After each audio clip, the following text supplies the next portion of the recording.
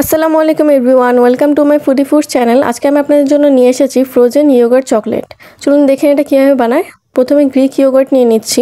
এই Greek yogurt কীভাবে homemade তৈরি করতে হয় সেটার একটা ভিডিও আমি আপলোড করেছি, সেটার লিঙ্ক আমি ডেসক্রিপশন বক্সে দিয়ে দিব।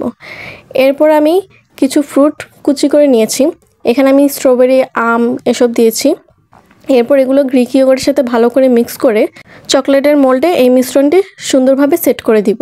আপনারা যে কোনো টাইপের মোল্ড নিতে পারেন। আপনাদের পছন্দ মতো মোল্ডে এই মিশ্রণটা ভালো করে সেট করে দিবেন। এই যে আমার সেট করা হয়ে গেছে, এবার এটাকে ফ্রিজে রাখতে হবে। আমি ডিপ ফ্রিজে রেখে দিচ্ছি। এই যে এখন আমার ফ্রিজ করা হয়ে গেছে।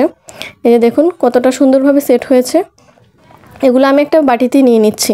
এই যে দেখুন কত সুন্দর একটা শেপ হয়েছে। আপনারা যেই মোল্ড নেবেন সেই মোল্ডেরই আকারে অনেক সুন্দর শেপ হবে, বা আপনারা নিজেদের মতো করে এমনিতেই মোল্ড ছাড়াও ইউজ করতে পারেন। এরপর আমি একটা ডার্ক চকলেট নিয়ে নিচ্ছি। ডার্ক চকলেটটাকে আমাদেরকে মেল্ট করে নিতে হবে। এর জন্য ডার্ক চকলেটটাকে পুরোটা একটা বাটিতে নিয়ে নিব। এরপর আপনারা বাটার বা অয়েল ইউজ করতে পারেন।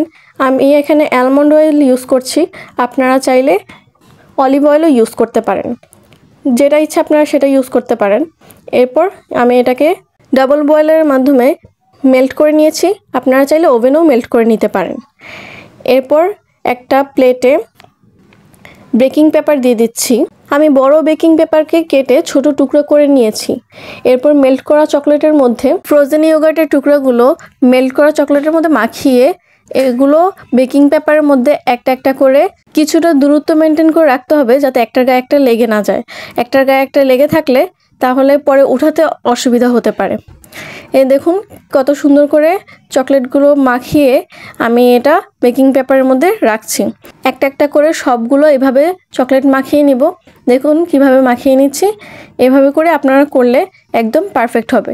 এরপর আমার সবগুলো মাখানো প্রায় হয়ে গেছে। এবার এগুলোকে ফ্রিজে রাখবো। আপনারা নর্মাল ফ্রিজও রাখতে পারেন, আর ডিপ ফ্রিজে রাখলে একটু বেশি ক্রাঞ্চি হবে। এই যে ফ্রিজ থেকে নিয়ে এসেছি, এবার সবগুলো উঠিয়ে নিচ্ছি বেকিং পেপার থেকে। আলাদা আলাদা দূরত্ব করে রাখার কারণে উঠাতে সুবিধা হচ্ছে। এই দেখুন সবগুলো উঠানো শেষ আমার। এবার কতটা পারফেক্ট হয়েছে আপনারা দেখুন, একটা মুখে দিলেই বোঝা যাবে। খুবই টেস্টি এবং সুস্বাদু হয়েছে।